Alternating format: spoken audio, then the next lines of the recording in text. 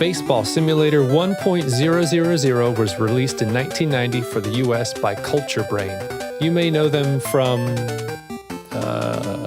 Hamster Monogatari? Okay, maybe you and I don't know Culture Brain. Well, maybe Kung Fu Heroes. Anyway, just recently came to the Wii U Virtual Console, and since I haven't covered a baseball game yet, here we are. Baseball Simulator 1.000 is one of the very few baseball games for the NES that allows you to create an entire team with individual stats for each player, Baseball Stars from SNK being another. And thanks to the battery backup, you could save everything. And this is just the start of why it's one of the best, if not the best, most complete b-ball games on the system. No, not that b-ball. You can play full seasons and even control their length. You don't have to play a full 165 game season, unless you want to, and have endless time. Many other NES baseball games force you to play out a full season. You can even full auto the season and watch every game. Or not. The actual simulations of the games you don't want to play or watch is pretty slow.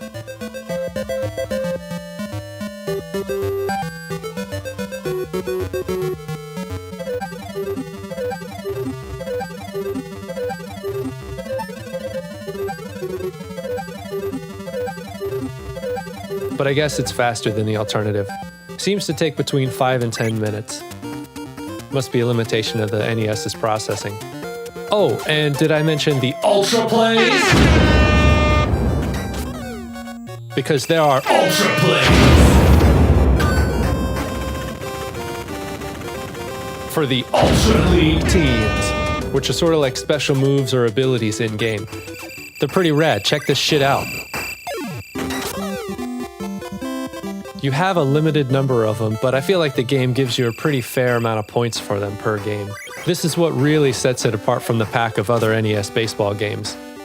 After playing with an Ultra team, playing with a normal team just feels less exciting. The gameplay holds up either way though. Speaking of which, the gameplay in the ball games is some of the best on the NES in my opinion. The controls are logical and respond to your commands really well. It's easy to pick up, so it doesn't feel super intimidating or frustrating right off the bat. Get it? Right off the bat? Get the fuck out of here, Ness. The learning curve when batting is a lot more kind than other games, but it never got so easy that I could dominate every inning, so it's a good balance. Sometimes you'll score a few runs, and sometimes you'll go without a hit for innings at a time, kind of like in real life. The computer doesn't throw all that many completely unhittable pitches. I took a swing at that juicy baby almost every pitch. If the computer does use an ultra pitch though, there's not much you can do. By holding the B button and the D-pad in a direction, a runner can steal the next base, or try. It usually worked pretty well for me. But as far as stealing bases, I feel like this game really hit the sweet spot with the mechanics. Unlike in some baseball games, pitching can actually be fun. You've got a regular pitch, fastball, an off-speed pitch, and a decent amount of directional control during the ball's flight. But again, it's the addition of the ultra pitches that really makes and keeps things exciting the entire game. Another cool detail is that your pitchers even get tired after a while. It's usually time to replace him when you see this. His speed will drop and the other team will start cracking home runs off him. It's a cool little piece of realism in a very otherwise silly game. Thankfully, you get a pretty sizable bullpen, so you can change out your pitcher a few times, always keeping your mounds fresh. You'll never make it. You're a loser. You suck.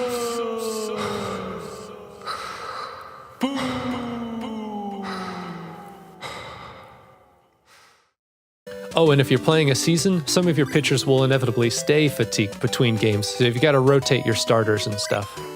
There's a polish to this game that I don't find with a lot of other NES baseball games. Like when the bases are loaded, the game starts up some ominous music.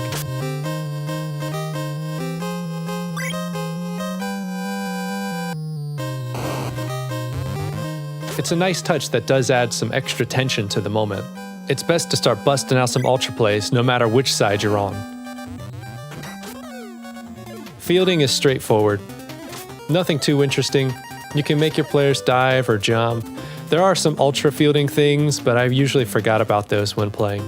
Just try to line up your catches and throw to the right bases, and you'll get by. If the ball gets between your outfielders, they can start to feel really sluggish, but it's still better than some of the other games out there. There are 6 stadiums, and they're more than just visually different. Each has slightly different dimensions as far as the size of the outfield and the margins for foul balls. It's kind of cool.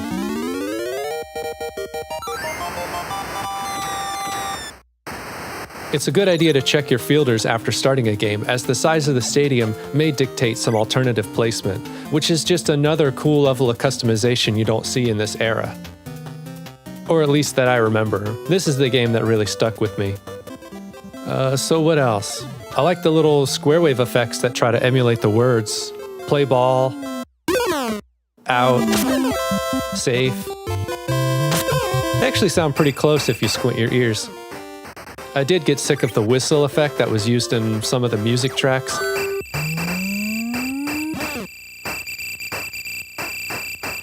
Otherwise, the music is pretty good, and with the little change up as the hitters get on base, it doesn't reach really annoying levels of repetition.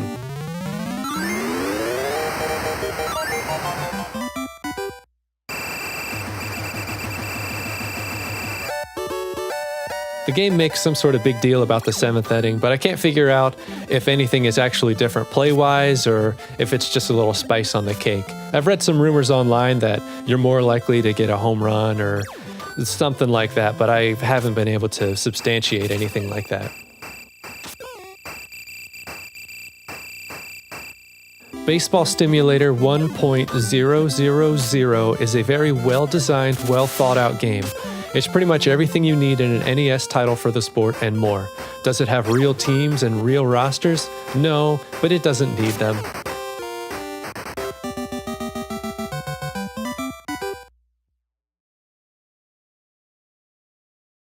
A sequel, Super Baseball Simulator 1.000, came to the SNES in 1991. Not sure why they kept the 1.000. Is it a reference to batting average? Like, every time you're up, you get a hit, so your average is 1? Like, this game never strikes out? Is that what they're going for? The world may never know. The SNES game is mostly the same as the original. In fact, it's a little too mostly the same as the original for me. There's not much that it offers other than the obligatory visual and audio upgrades, and I use that word loosely. Being from '91, this is a fairly early SNES release, and it shows. The graphics, especially the sprites, are pretty drab and not very well animated. Some of the updated Ultra Play animations are pretty entertaining, but visually it doesn't hold up as well as the NES charm. When you hit a home run, the game no longer scrolls up to the background and beyond the stadium, but just kind of awkwardly zooms into the crowd like they didn't know what to do or ran out of time or something. It just feels lazy. I don't know. I guess it's okay if you can't stand the NES graphics and audio, but even the music is worse than the sequel. They added a few more Ultra Plays, and the different stadiums now show you the differences, but it's mostly the same games in terms of mechanics and options. It didn't really truly bring anything new to the table. It's still fun to play, but it feels less special. For comparison, Super Bases Loaded came out around the same time and was an early glimpse at what could be possible on the SNES with its realistic sound effects and really big, detailed sprites.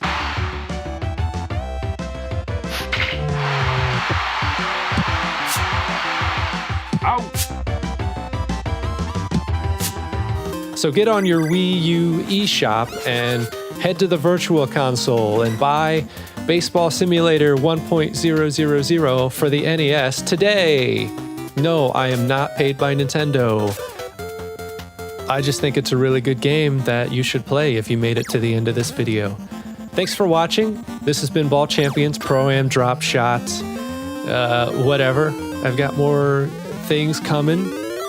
Feel free to like and or subscribe and or comment if you enjoy what I've been trying to do. And I'll see you guys next time. So long.